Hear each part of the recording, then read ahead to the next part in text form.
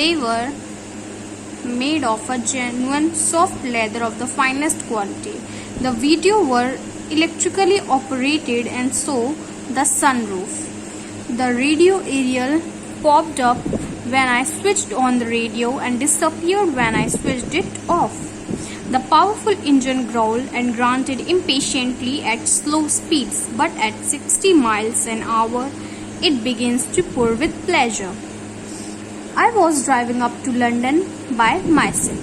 It was a lovely June day. I was whispering along at 70 miles an hour, leaning back comfortably in my seat with no more than a couple of fingers resting lightly on the wheel to keep her steady. Ahead of me, I saw a man thumbing a lift. I touched the brake and got the car to stop beside him. I always stopped for hitchhikers. I just knew how it used to feel to be standing on the side of a country road watching the cars go by.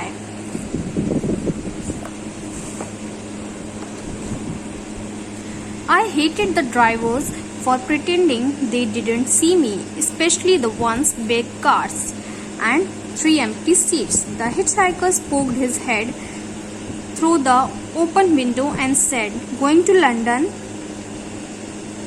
"Yes," I said, "jump in." He got into my car and I drove.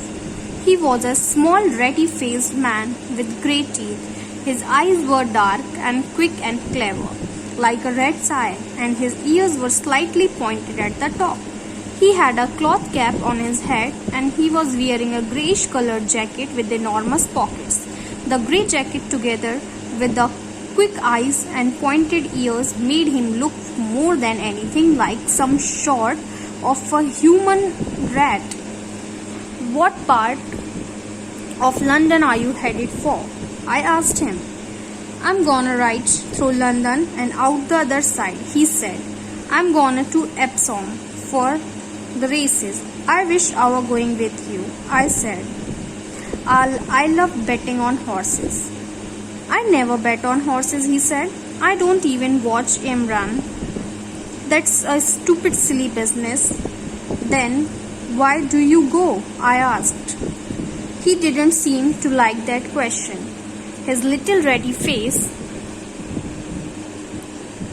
went absolutely blank and he sat there staring straight ahead or at the road, saying nothing. I decided not to question him anymore.